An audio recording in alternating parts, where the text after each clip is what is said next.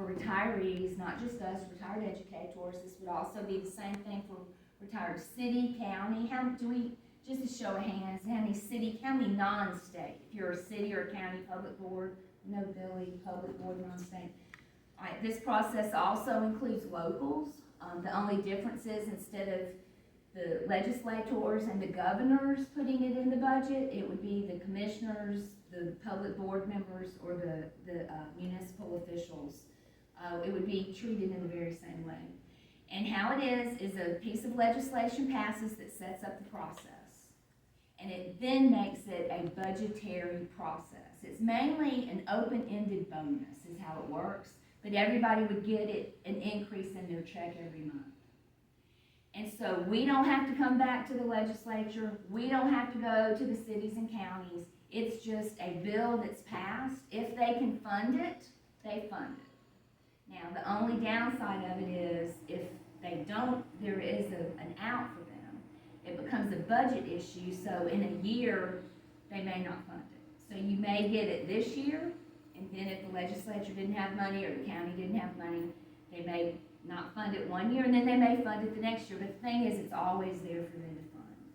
And the reason it's optional for them to fund it on an annual basis, that's the reason it does not affect RSA's unfunded liability. COLAs of the past that just went on, compounded COLAs that, once they passed, they went on and on through the life of the benefit. Those type of increases affect RSA's unfunded liability, and that's something that's just not sustainable for the retirement systems. And we knew we had to come up with a way that the retirement systems would approve. And so that's why it has to be that way. One good thing is it's hard for any governing body to give something and then take it away.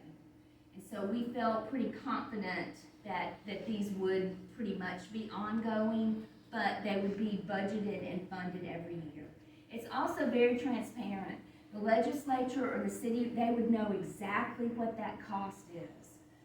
So the way it works during the budget process, it would be, this is going to be the cost of the first one. It's going to be $1,000 a month.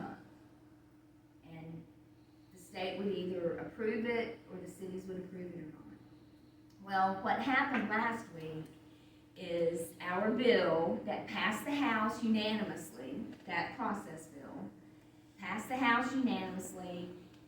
It was in the Senate committee, and it was substituted by Senator Orr, Senator Albritton, who are budget chairs in the Senate. And now it basically doesn't do anything that it started to do. All it does is say that they can put money in a trust fund. And so it was very disappointing. A lot of people, it caught off guard, not us. We were there trying to keep it from happening in the committee. We do have a plan if and when it gets to the floor, but basically they probably did that to kill our bill. So we are not very happy with Senator Orr, and what we believe he wants to do is put his bill in place of ours. Ours was across the board 3% COLA. Your benefit would have increased 3%.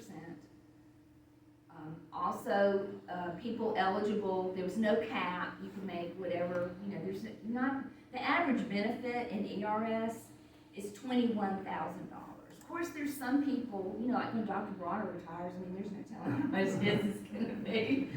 But, there's some people that have very nice retirements, but the average retirement is around a little, maybe 21 and a half, something like that. And the other thing is our eligibility period was you had to retire October of 2023.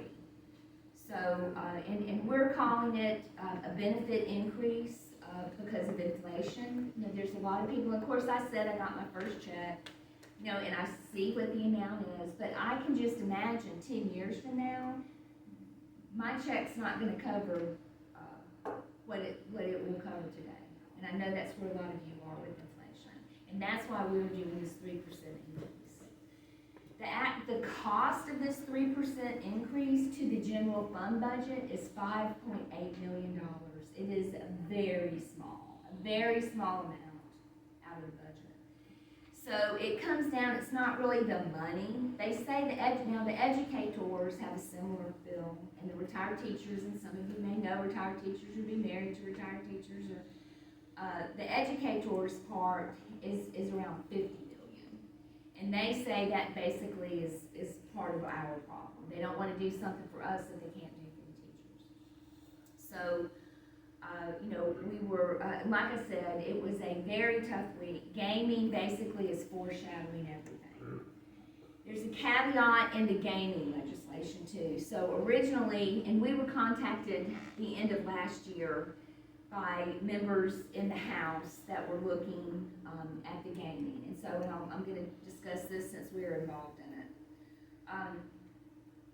The Senate has passed a few gaming measures, but they get to the House and die. So basically the Senate said, y'all come up with something and send it to us. So the House got very busy in looking at the different ways of gaming and came up with a proposal that had a lottery, scratch-offs, and it had these casinos that the people that are operational now could have casinos, and they were going to build a new casino up here somewhere over in Cherokee County, or maybe Jackson Center, around Center. And so that passed the House. It went to the Senate, they completely changed it. So then what happens is it goes to the conference committee. So when the House passes something and the Senate changes it, and it goes back, they send it to a committee that's 3 members from the Senate and 3 members from the House, and then they work out the details. Well, they worked out the details, and in the original gaming legislation, so it's got 2 components, the lottery and the gaming part, which is basically legitimizing the casinos that operate now. There's one in Wetumpka, there's one in Atmore, there's Green Track in Tuscaloosa, there's one in Mobile, there's one in Birmingham. I'm probably leaving one out. I don't know. I mean, I've never really been to one. I did go to the one in Wetumpka for a free dinner one night. It was pretty good. Macon County. But Macon County, yeah, Victoryland has one. So it basically legitimizes that, but it closes all the other ones. There's little ones popping up, Jasper and different places. So it closes all the other ones, legitimizes the ones that are working, and taxes them at like a 26%, something like that. Well, then legislation listed benefits, like people, groups, and things that had been overlooked for a long time. Mental health was in there, some benefits for veterans were in there. State parks, some state parks and different wild, things that get overlooked in the budget. And we were in there. So increases for retirees, we were in there as something that would have a revenue stream from the gaming. So why did they put us in there? They put us in there to get us to vote for the gaming. That's why they put us in there. But as an association, it's impossible for us, not as an association, for us not to support something that will help our retirees. And so we discussed it with the board, and it's like this. This is not legalizing gaming. This is giving everybody the right to vote for it. As an organization, we have to support something that puts money for our people. As a citizen of the state, whether you're retired or not, it is your decision on how you feel and how you vote on gaming. And this is basically giving people the right to vote on that. I do think it's a good piece of legislation. It doesn't make it like the ones in the past. It made a few people rich, and it messed up, and other people, it didn't allow them to compete. This basically takes what's already going on and makes it legal. It does, there's no sport gaming in there or something, sport betting, that's been taken out. I think we already have that in our state anyway. I was a little confused why they didn't include that, but there's no sports betting, but it's just the facilities that operate now, they will, be able to continue. And also there's certain criteria in there if they want to expand on certain things. It does name a gaming commission, and the proceeds of that come in. Proceeds from the lottery will go to education retirees. Proceeds from the casinos will go to state retirees. So basically, it's a new revenue stream. The way we looked at with our proposal for our benefit increase, even though the state has plenty of money to do what we're asking them to do now, this is something down the road. If there's a stream of revenue coming in from these casinos, down the road, it'll go into a pot of money, and if ever the state doesn't have enough money to budget it, they can use that extra money. For city, county retirees, the trust fund and the gaming is, if your county has one of those in it, your county will have extra money. If it doesn't really affect our local government